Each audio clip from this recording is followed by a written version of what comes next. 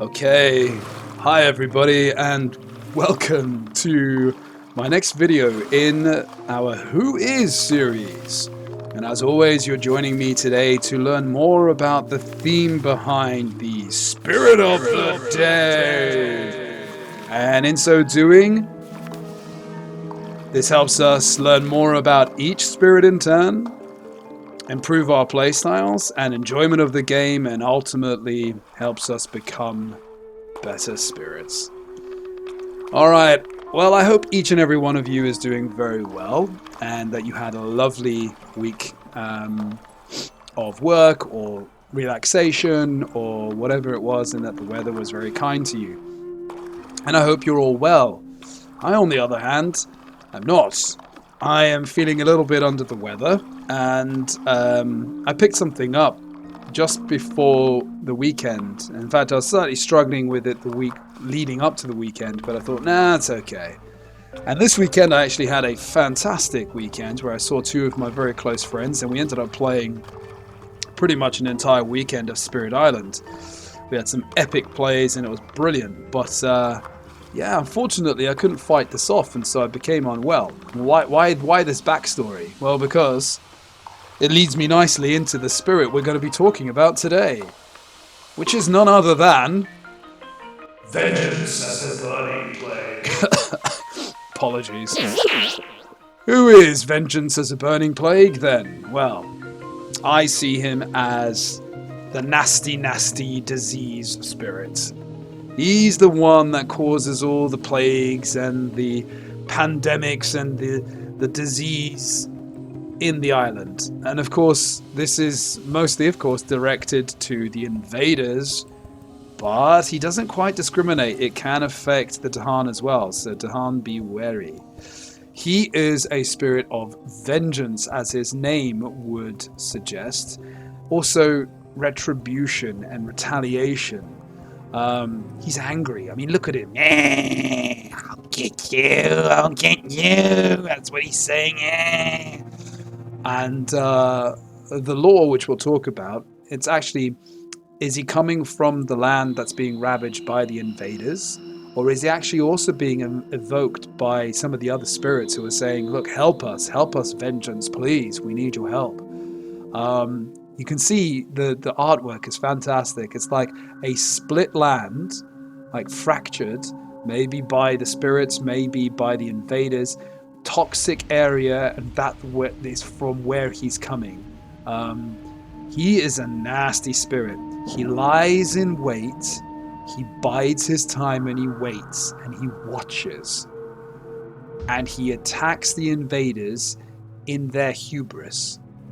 And what I mean by that is he is a late game beast who enjoys and revels in going into places where there is a lot of invaders, a high build-up of invaders, towns and cities alike, and that's where he enjoys doing his stuff, his damage. Now, the land is not going to be pretty because he is going to be seeking retribution for what the invaders are doing to the land. So the land is going to be nasty. It'll be blighted. You will very likely be blighted in the game. So if you play a multiplayer game, you better tell this to your fellow colleagues, spirits, before you start, because they may not want that, but you do. That's where you thrive, in the nasty, dank, the toxicity of the land when it's become, really messed up by the invaders, and they've built up and they're all confident and super arrogant and their hubris is flying high. That's when this little guy comes along and says, I've got you, I'll show you, so that's who he is. Sorry. Right, there's his sound effect. What do we think of that? Interesting, it changes pitch. Look, that's quite cool, actually. So I see this as disease, okay? That's like the sound of disease. Disease is sort of like this weird, mystical, magical thing, isn't it? No one sees disease. Certainly I didn't see disease on the person who gave me this bug, this cold. But I got it nonetheless because it was hidden. But when it comes upon you, it's almost like it comes from nothing, right? It's like this magical curse or something. And that's what I hear when I hear this. You know, it's just, damn. Let's flip him around. Let's talk about its lore. A spirit of vengeance, anger, and retribution. In its incarnation as burning plague, it slumbers in a simmering volcanic pool, awakening at unpredictable intervals or when roused through supplication by one wronged. Most Dahan consider this foolhardy, for it vents its wrath on entire communities and its pestilence may spread anywhere. Clans with a closer relationship to Hearth Vigil have less to fear, but still deem it wise and humane not to push their luck. It is unclear whether its recent waking is due directly to the ravaging of the invaders or to some spirit's pleas. So let's start there. This is what we spoke about before, like, you know, his origin is, you know, is it from the invaders themselves ravaging the land to such an extent that toxic spill comes out and the nuclear disaster and there he springs forth? Or is it through potentially the spirits themselves saying, please help us, we need your help, you know? We know you exist. We're not angry enough ourselves. We need you. You know, what is it? It's very cool. The very first bit is very evident. We've spoken about this. Vengeance, anger, retribution. That's what he's all about.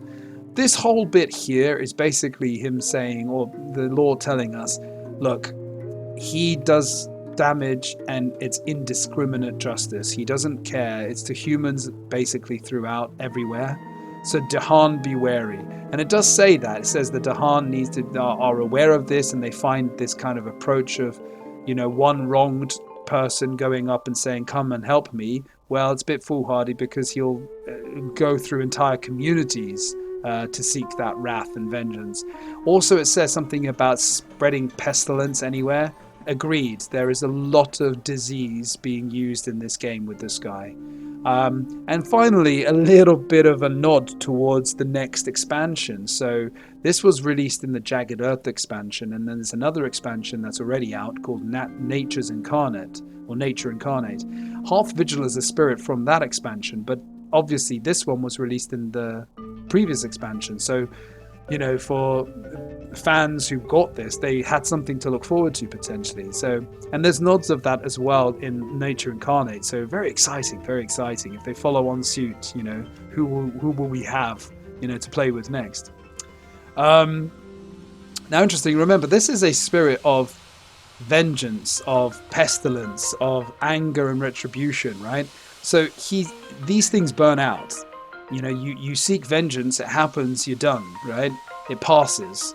That red haze passes, perhaps. That's kind of depicted here in the fact that he starts the game with one of his presents already destroyed. Now, that's not from his presents track. That's just an extra disc. But whereas most, you know, presents is just on your track and you have to remove it, one of his presents is destroyed. And it's actually utilized in one of his cards, but it's just a nice thematic way of saying, look, he's not long for this world, you know? He'll slide back into the sort of toxic areas of the earth or the volcanic pits that he lives in when things are calmer. Now, you put two of your starting presents, one in the land with a blight, and that indicates he kind of likes, he is going to be where things have gone wrong. And one on the land with a wetland without Dahan. So he's like, okay, look, I'll start somewhere without Dahan, but I can't promise anything. Complexity is high. I'd almost argue it could be very high. This spirit makes you play the game in a very different way from which you've already got used to playing by now. If this is your first spirit you play, good luck. This is a hard spirit to play. We talk about things like using blight as a resource. In this game, people talk about it as, you know, as an extra kind of health point or something. It's obviously also a loss condition if you run out of all your blight. You are encouraged with this spirit to use blight. You will become blighted, very likely. Your island will become blighted if you play with this guy. If you don't, you're almost playing it wrong. Or in a multiplayer game, you are playing in such a way that the other spirits don't add any blight and you add all of it in your board. So he plays in a very specific way. He has a high degree of offense, but this should be conditioned to late game, mid to late game. Early, really not that much. Early, remember, all he's doing is lying in wait. He's like an ambush predator, or not ambush predator, he's like an ambusher of hubris. He's waiting for the hubris to build up, and then he'll say, oh, you think you're that cocky, huh? You think you're that confident? Well, I'm here. Deal with me now. Sorry. Anyway, his level of control is there, but it's kind of limited, and it's very conditional on disease. But it's quite good, but it's not the best, okay? It's one card, really, that he can use for control. His fear is a lot higher than this, I think, denotes, and he's probably a midway fear spirit. You can do a lot of passive fear and then a lot of offense and fear generation. You draft cards that oftentimes have fear. He can do more fear than is at first realized from this panel. Defense, low. Negligible, I'd say. He has an excellent card which enables him to skip all ravaging actions from invaders in a land. So not just one, but multiple ravaging actions. Outside of that, that's it. There's no traditional defense, there's no blight removal, there's nothing, okay? So do not consider him a defensive spirit at all. And utility, okay, he has one card, this one here actually, Fiery Vengeance, which he can use on, as you can see, any other spirit as well. He also has the ability to use disease tokens, but other than that, not much. So, let's flip it around and let's talk about his growth options. Now, I think the theme behind these growth options is excellent. Look, he can quickly be in, at a pinch when he's needed, lands that have got towns and cities, so a lot of confidence, a lot of hubris, a lot of built-up areas, or areas that are already damaged. He can get into those lands quickly, a double growth option at distance. This is very thematic. This is where he needs to be. This is where his vengeance is going to seek its form, okay? In areas where there's lots of invaders, built up invaders, that they've already done damage to that land. That's where he wants to be, okay? If you force him to go into a land next door, maybe a native land, a virgin land, without any invaders in preparation for whatever reason, okay? He kind of says, all right, but I want power, please, and I want some energy. That's what he's sort of asking for, the ability for him to go to that land for you. Also, he's only going to be one of the few spirits that can add a disease marker or something other than his presence. Now, you're not going to use this often because you can add either disease or presence. You often want to add your presence from the board. And I often do choose this option in the early game, certainly. But yeah, thematically, this is almost like, well, I can't go far, but I'll use my abilities to not spread quickly, but maybe to gain some power and energy, like pay me for that. Or the other way to look at it is pay me with energy and power to go into a land that I don't actually need to be in, you know? And this option here is him saying, look, I'm in the place, hopefully, that I need to be. I'm ready. Now I need all the power. I need all the energy. I need everything. So he gets all his power cards back, gets a new power, gets some more energy. That's how I look at his theme here. The presence tracks themselves. Okay, so you've got a pretty standard 2, then an animal, then 3, then 4. Okay, so the animal is his specific element he needs alongside fire, water, and yeah, I think that's it. I think there's maybe a moon as well, actually. So he has weird elements that he requires. But this is actually quite necessary in some games, and I found myself taking this more often than I would have thought that I would need to. But his card plays are very interesting. So he goes up to a 4 card plays, which is great, but it takes a long time for him to get there. And if we look at it with the unobscured view, because this show hand thing is in the way, you've got 2, then fire, then 2, then 3, and 3 again, and then 4. The main reason this is the case is so that he doesn't go too fast, too quickly off the bat with too much power at the beginning of the game. Remember, he's a late game spirit, mid or end mid to late game spirit. And so this is his kind of limiting factor here. The main reason I say that is because of Innates we'll quickly look at. Look, you've got 5 needs here and 5 there. So you need to have 4 card plays in order to generate that, because you only get 2 elements. But we'll talk about these in more detail later. But this is where his power is, in these elements, is these innates, and you need to play cards to do that. And so they've capped his card play in this way so that he can't play that many cards too early. Special rules. The terror of a slowly unfolding plague. I love this. This sounds like the title of a really dodgy B or C movie, horror movie from like the 1940s or something, doesn't it? The terror of a slowly unfolding plague.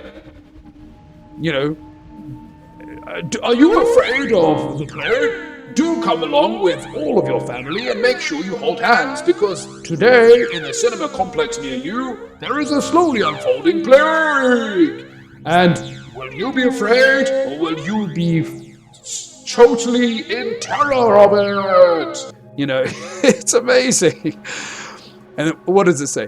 When by the way, this is just my brain melting, okay? It's just the disease affecting me. This guy is affecting me. Vengeance is a burning plague is around. When disease would prevent a build on a board with your presence, instead you may let the build happen, okay? You don't remove the disease, and if you do allow all of that to happen, you generate 1 fear. So there's a bit of passive fear generation, and in multiplayer games, there's quite a bit you can generate there if you allow the builds to happen. You can add a lot more disease than at first it appears, and therefore you can really generate a lot more passive fear than you think.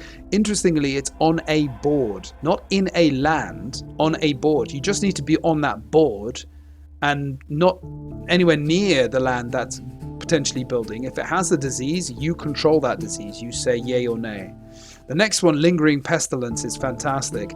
When your presence is destroyed by anything except a spirit action, so it can't be triggered by yourself or other spirits, in that case, you add a disease where each destroyed presence was. So I like to look at this as, if the invaders or whatever touch, if they blight the land and you're in it, they've had to somehow interact with you, touching you or whatever. In the process, you've kind of passed on disease to them. It's brilliant. And this is so much more helpful than you think at first. And the final thing is, and it leads into this, wreak vengeance for the land's corruption. Blight is basically a bad land, okay, in the island. Your actions will treat the blight on the island as a bad land. So you want there to be blight. You want to be in lands with blight. You want to blitz lands with blight, with damage with that land, because you're going to be doing more damage. And then if you add bad lands on top of that, as some spirits can do, that damage will just go through the roof, Now let's talk about his innate powers. So a lot of his power comes from this innate on the left. I do use the right innate. I think I must say in the digital edition, I think this has a bit of a bug. It's a range 0 Savage Revenge, so it would indicate you need to be in that land to use this power. Now, there is a range increase buff, but even without buffing this range, it seems to allow you to target lands that have towns and cities, even if you're not in that land. And I think it's from 1 range away, so I think there's just a little bit of a coding thing or something in the digital. But yeah, this is in the land you're in. You can, as long as it's got towns and cities, you can do this power. This one is the biggest powerhouse, and I actually really like using this power. The way I like to play is actually make a land have lots of disease and then I blitz it. So the damage is done separately to both the invaders and the Dahan, so bear that in mind. You want there to be no Dahan there. But when you have enough disease in that land and you target the land with disease, you can do 1 damage per disease, or 2 damage per disease, or 3 damage per disease, 1 fear per disease, up to a maximum of 5, and then you remove a disease. I mean, it ramps up massively, okay? So you have a lot of disease in the land, and you're triggering even the 2nd level here. If you've got 4 disease, that's 10 damage. You've got a blight in that land, that's 11 damage. That's a lot of damage in the fast phase as well. Now, it does require a lot of elements, but thankfully you've got your animal and your fire here as well. Animal and fire. Now onto his cards, and not much really to say here. They are moderately costed. You've got 2 of them are costed 2 energy. 1 of them is 1 energy, and 1 of them is 0. Let's start with the 0 because this is the weirdest one. The Fiery Vengeance. So it actually costs something extra to use, similar to like Fractured Days Split the Sky. It costs something more. This actually costs the destroyed presence of any spirit, targets yourself or others, but then you remove that destroyed spirit from presence from the game entirely. So spirits like a Rampant Spread of Green, for example, who can return destroyed presence, will no longer have that presence in the game as destroyed. It will just be removed entirely. It generates a fear and generates 1 damage. It's not a lot, because this is your power. It's saying here that the Blight acts as a Badland even if you target another spirit. So it can ramp up, but it's not that massive damage really. It's if you need it, and sometimes you do, just to do that extra little bit of damage. And you will have presence that's destroyed. So it's just an extra little way of saying, oh, well, you know there's destroyed presence, which normally you can do nothing with. Well, here you go. You can do something with it. Then you've got Plague Barracks. I think this is my favorite of his cards. 1 cost slow. It's on element for his left innate, certainly. Oh, it's air. That's the other one, not moon. Sorry, I was just thinking to myself. I said moon earlier. I meant air. So this is similar to Sharp Fangs Behind the Leaves movement card, but instead of beasts, it's disease. There is no blank sort of move this many and then this. It's just 1 fear if invaders are present. Then, with however many disease there are, for each one you can push up to 2 explorers, towns, or Dahan. And then the interesting add-on is you can move the disease with them. So what I like to do is I like to move from one land that's maybe built up or something with the disease there, invaders, to another land where I'm banking the disease, and then I'll end up blitzing that land. That's kind of how I like using it. But it's quite thematic, you know. They're diseasing the land, they're doing damage to the land, they may have done damage to you in that land, which caused the disease upon them. And now what? They're just going to stay there? No, now they move, but they're taking that disease with them. They're not escaping that disease. It's staying with them. It's pretty cool. It's pretty nasty. And then the other 2, okay, one of them basically is a 2 cost that adds disease and fear in an invader's land. A bit crazy and random, but really helpful. And the final one is really cool. Invaders skip Ravage actions. That means all of them. That's multiple Ravage actions happening. It skips them all. Has to be in a land with disease, so you have to allow that land to leave the disease on it through the build phase, and then you can target that land and stop it from ravaging. Again, remember, it forces you to think and play the game in a way you normally wouldn't. So you have to break your normal sort of conceived notions of how to play the game. But once you do, really, really fun little guy. Crazy, nasty, but really fun. And hopefully we can demonstrate that in our demo game. Okay, let's go. So we have got board C. Where is my guy? There he is. Vengeance is a burning pig. Let's see what he's got going for him. Okay. I think we can do this. Don't you? Yeah. Let the disease and pestilence run rampant among the invaders and make sure that their overconfidence is their downfall. That's how I can picture him talking. Let's go!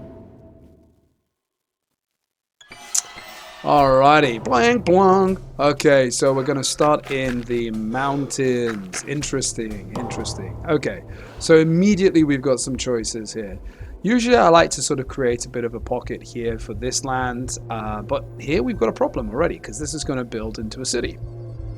So, do we allow the build? Well, we can't not allow the build, but what I'm saying is, do we work towards moving this guy somewhere, or do we just sort of allow this to ravage and then sort of just deal with it that way? Or do we put our presence maybe here and go for a defense on this land? What's the play? What are we trying to do here? Usually what I like to do is put a disease out and then push something into this land. Okay, that's how I usually like to go. Now, this will build a town, it will ravage, the town will die, but a blight will be added there, which isn't the worst thing in the world. This, however, will add city and also blight. Do I want 2 blight to go on the board straight away? Ideally, no, but, you know, things must, when things must. Question is, will I be able to actually do what I want to do in this land? Potentially in the following turn, if I add presence into this land and then add presence into this land,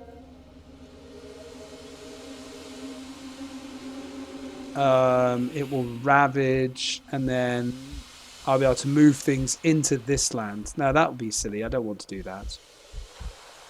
Okay, let's go with this option here. Let's see what we draw first of all. Let's work from there. Okay, so we do have a gather or a push. Can I do anything like that? Not very effectively. Okay. What else do we have? We've got this really weird, if target land has any disease, 1 damage to each invader. Ooh. How can we bypass this? How can we bypass this? We've got to do it. It's got to be done. It's got to be done. Right? It just makes you play the cards you maybe wouldn't normally play. Infested aquifers. I mean, honestly, when have you last picked this card and thought, yeah, that's the one for me? Now you do. Now you do. Okay, so the question is, am I going to set this land up with disease and blight and so on? I like the idea of that. Let's do that. Let's do that. So we're going to go with energy. Let's go with energy to begin with. So what are we going to do now? Let's add some disease in this land. And we can't add disease in this one, which would be ideal. So let's add disease in this land. Let's go. Let's leave it like that. So this is going to build, and then it's going to explore into sands. Okay. Okay. Interesting. Fine. So we're going to add disease into this land. I think, unless I add it to this land and then move them into this land. Collect everything up. Ooh, I like the sound of that. I like the sound of that. Yeah, let's do that. Let's add the disease to that land. And then what we're going to do is we're going to allow this to die, add blight. This will unfortunately die as well, unless I get some sort of a defense card that acts 2 range away. Is there anything like that? Do I even bother trying to go for that? Or shall I just double grow? I like the idea of just growing, you know, and just let the land blight around me. Alright, let's do that then. So let's grow into this land again. And then let's go into this land. Brilliant. So we're going to play bearers for sure. And then the question is, do we play anything else? Now this is going to build a town and we're going to move both away. Not in this land, so I can't do any damage. That's going to blight. That's going to blight. That's it. That's all we're going to do. We're going to underplay again. We do have a fear card. Oh no, we have an event card. Sorry. In each land with 2 or more, push 1. I don't have 2 or more. Great. 1 fear per board with disease. On each board, 2 damage to Dahan in a land with disease. Ow. Poor little guy. He dies. But I do get 1 fear there. During Ravage, Dahan only deal 1 damage but deal damage for invaders. Alright, okay. Okay, so actually this stops the blight from coming on. Very nice. Okay, unexpected, unexpected. So, you see what happened there? My presence was deleted because blight was added because there was no defense. It caused a disease to happen there.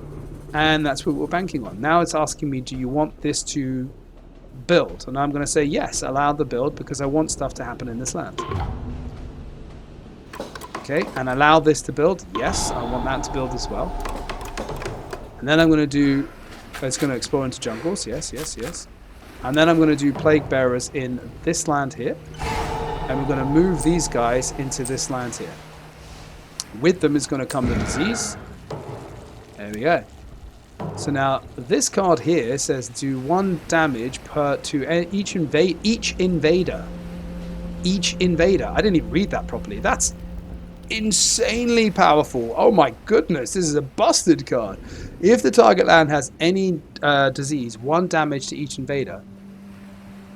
Wow. Okay. Okay. So I can very much blitz this land because I do 1 damage to each invader, and then, and if it's a target land, 1 fear and add 1 disease.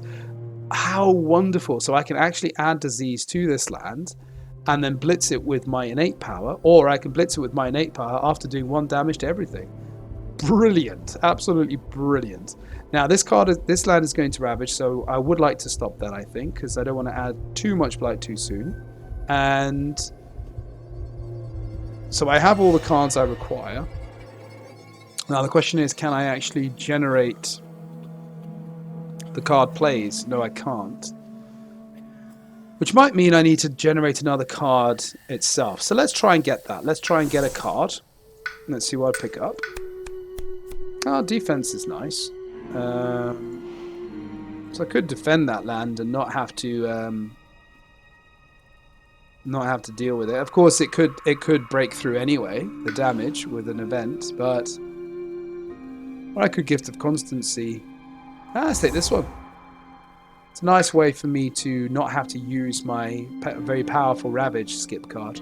So in this case, let's add presence and let's go from... Shall I go Animal to generate that when I maybe will need it in the following phase? Because even if I do... Well, I could do 1-2 and then 1-2, but here I do this and then 1-2. Okay, let's do that. So let's add this into any land that I want to be in. So let's add this here. And I actually can just blitz this off. So I'll play this, and I play this. Yeah, that'll do. And interestingly, if I play this and this, I could blitz this land, do 1 damage to everything. So it'll be 1 health, 2 health. This is gone, this is gone. 2 health left. And then I do 1 damage per disease, which means and with 3, I do 1, 2, 3. So only the town would survive. Wow, that's pretty amazing already. I love that. Love that. But I don't need to do that yet. I don't need to do that yet because I could actually generate a little bit more and kill everything off in that land. Great. Fantastic. Okay, so let's do this. So you'll notice I have 2 presents that have been destroyed. Okay. I am actually generating 1 damage to a town and city. Okay. Land that I'm in. So that can be this land here. Here, I will generate on myself and I will kill this area here because I don't want this to build. So I spent 1 of my destroyed presents. It's now gone, but I did the damage in the land that I'm in. And here I'm going to defend for 5. And let's hope that it doesn't say explorers do more damage, but...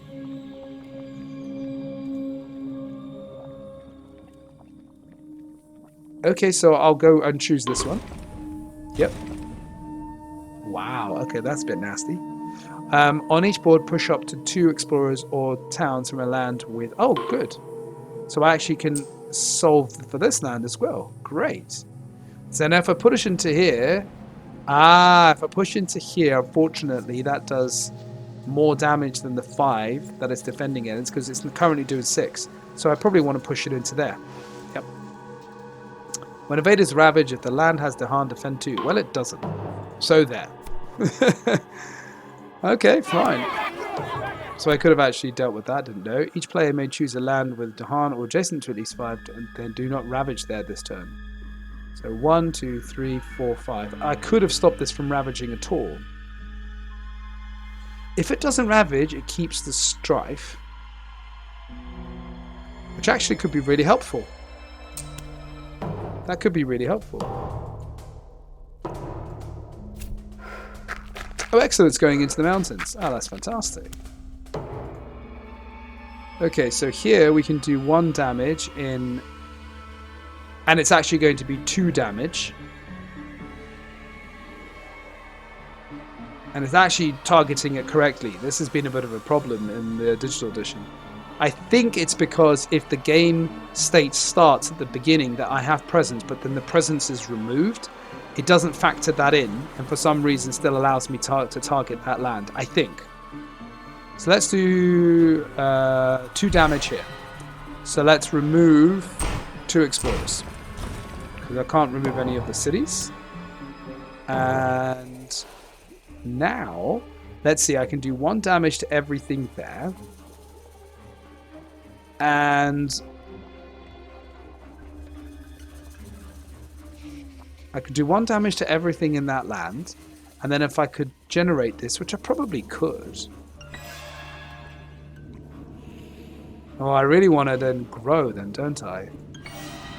Ooh, tricky, tricky, tricky. So why don't I grow now and the next time I can do it? Yeah, that's what I'll do. Okay. So let's grow into this land. And since I'm not in this land, let's get into this land. Oh, I am in this land. I'm actually in all the lands I need to be in. So let's go in this land. So far, actually, we haven't put too much blight on the board, which is very surprising. But we've managed to deal with a lot of the threats coming at us, which again is interesting by the sheer way of just movement and what events have come up. See, the events have helped us quite a bit, but I would be ready and willing to let lands blight more than they have if it would benefit me in that moment. So it's all about what matters in that moment, remember, and also playing the game very differently from how it is initially played. So it's a very odd, very odd type of way to play the game. But well, let's see what happens. We're not going to play any cards. You might be thinking, what? What is he doing? Ah, there's reason to my madness. Oh, that's nasty. So they're going to explore everywhere. That's horrible. They're going to be everywhere. They're going to go everywhere again. That's not nice. On each board, choose a land with disease. In that land, 2 damage to invaders and 2 damage to Dahan. Okay, so I'll kill off here and I'll kill off this. Great. So choose a land. So why don't I choose this land here? Just less things to try to kill off. 2 damage. So both of those explorers go. Each spirit with at least 2 Dahan amongst lands reclaims a 1 power card or regains 1 previously forgotten. Well, that's me. Now this doesn't really matter because I'm going to gain all my cards back again, but let's do it. Let's take Plague Bearers. I think. Yeah.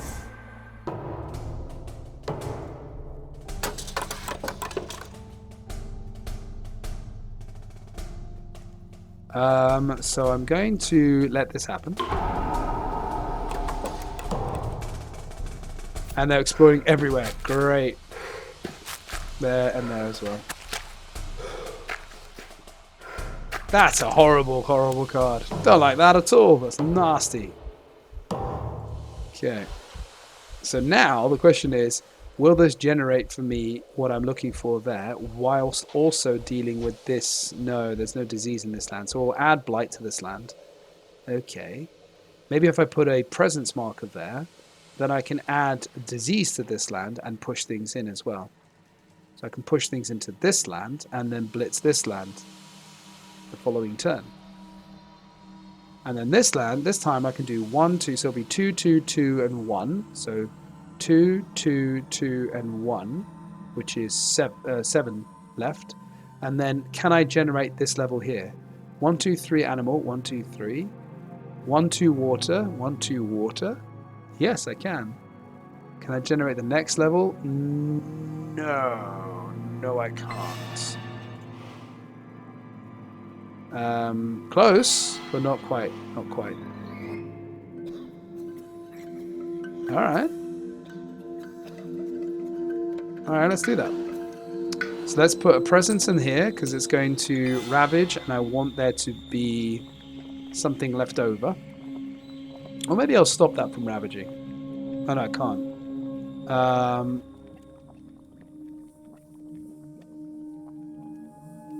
And then they'll put the other presence.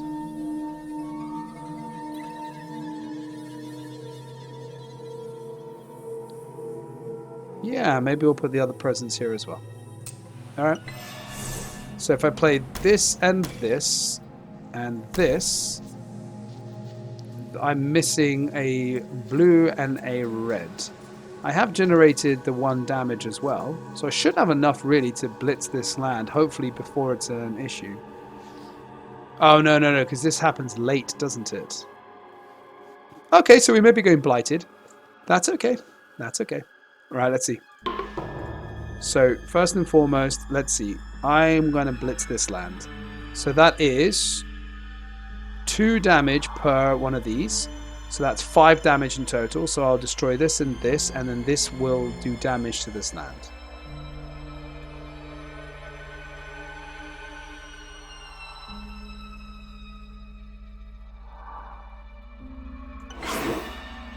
Now this will do 1 damage to each invader. So if I do 1, 2, 3, 4, 5.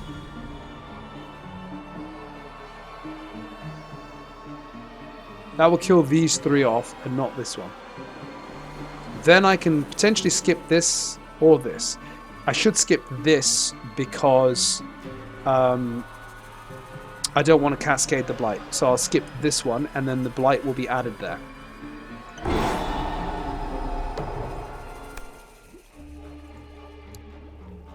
Okay, let's see. 6 energy per player aided by air. Dahan do not participate in Ravages this turn. Each spirit forgets a power card. From next turn on, each Dahan provides defend 1. Meh. Dahan do not participate in Ravages this turn. Meh. 2 energy per spirit aided by fire. Each spirit with Dahan in their lands destroys one of them and generates 1 fear. Well, I'm a fear-based spirit. Maybe I'll go with that one. I've generated 2 fire. I might as well do that. And then Dahan do not participate. Because these will die anyway. They'll all die. So I might as well get fear for it.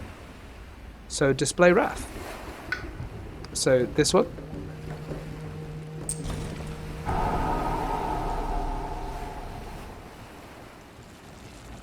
Each spirit with Dahan in their lands destroys one of them and generates 1 fear. Because it's going to die anyway, so I might as well let it die in the best way possible. Push 1 disease to the adjacent land with the most invaders. Ow. I don't want to do that. I don't want to do that.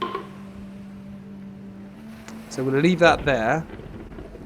Fine, I'll push this to...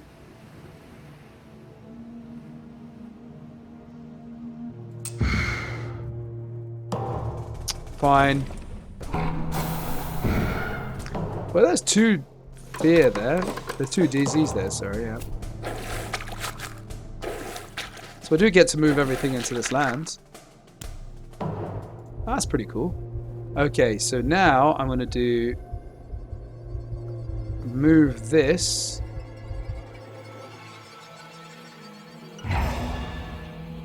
I'm going to move this into here, and this into here, and this into here, and this into here. Oh, sorry. This into here, and this into here. Per each one of these, and then I'll move both of them into there back. Great. And then we're going to blitz. I could blitz everything in this land and destroy it, but no, I'm going to do it here where I've set it up. So, 1 damage to each invader. Almost got that one, not quite. There we go. He's doing well. He's doing it for us. And then, oh, here we go. 1 damage. Oh, so I blitzed that land beautifully. Lovely jubbly.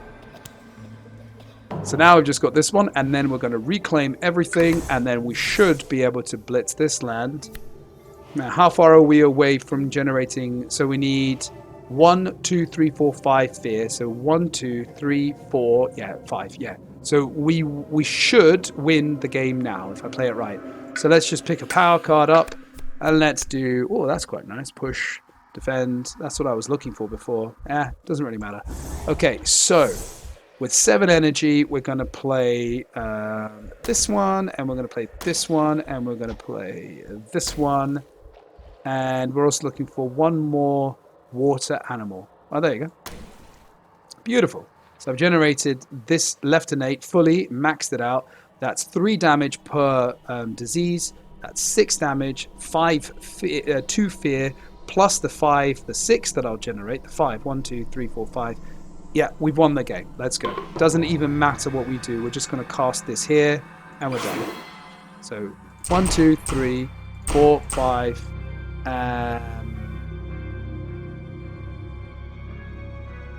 Oh, I somehow thought I had more than that, but there we go, 6. But it shouldn't matter. It shouldn't matter. And then 2 fear. Yeah, and there we generated it, and there we go. We win. Woohoo! Vengeance is a burning plague, everybody. There you go, ladies and gents. Like, it's just a weird spirit. This game happened to be one where I did not blight too much, but you could see I was sort of allowing it to happen. And look, we didn't even have too much disease. This maybe was a bit of an odd sort of situation in an odd game, because there's a lot more usually that happens, and you tend to go blighted. But yeah, it just so happened the way things worked out for me, I managed to manage the land. You saw that I could blitz the land. I picked up some really cool card there, which really helped a bit. And it's just you play in a very different way. Now, I played it, you could even say conservatively. I played it so that not too much blight was added. And, you know, there may be a lot of Vengeance players that may be thinking, no, you didn't play that right, because you're meant to add more blight to do this, to do that. But you could see you still got the job done. And if at that stage a blight would have been added and I would have gone blighted, I wouldn't have cared, because whatever comes up, it's in your interest to add the blight to the land in order to get the benefits from it, to be able to target that land with your presence. You saw a few times I wanted to maybe go into a land that I couldn't, because I didn't have either a town or a city there, and I didn't have any blight there. So, you know, there are benefits to having a blighted land. That's the mindset you've got to get into. So strengths and weaknesses would be, look, he uses diseases. If you like to use diseases and you like the idea of using disease, this is the guy for you.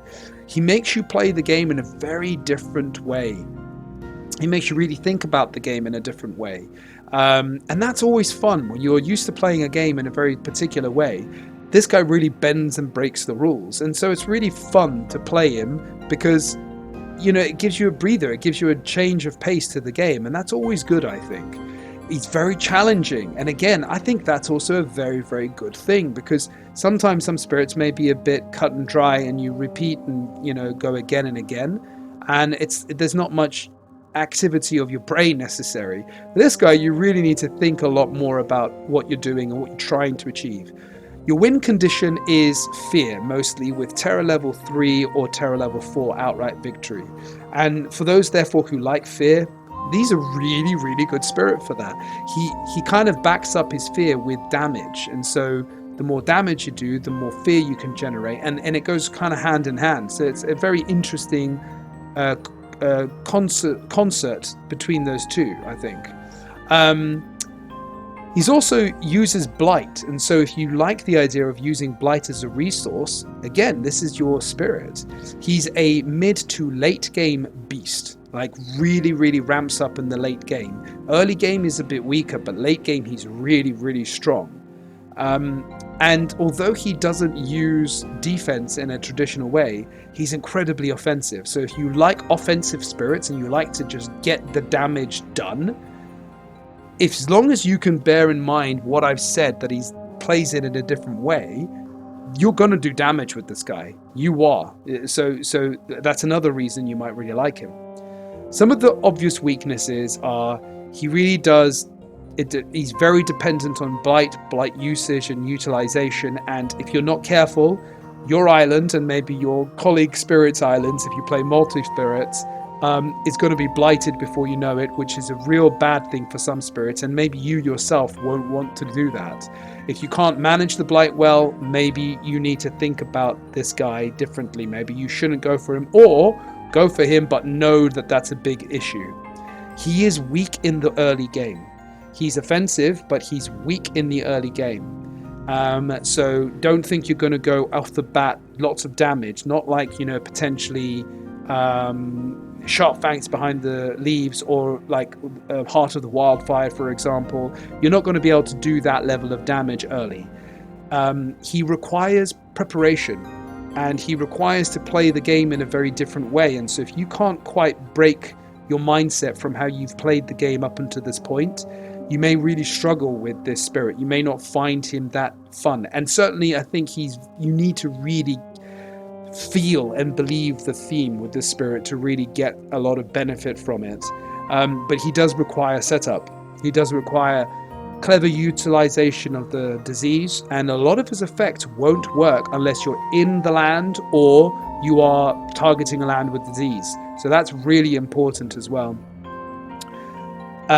I think he also requires drafts, some drafting of cards. He can't just rely on his own cards, but that's true of many spirits.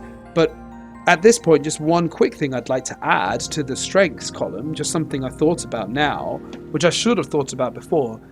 He helps you draft really fun cards. Like you saw, I picked up that Infestation of Aquifers or whatever card.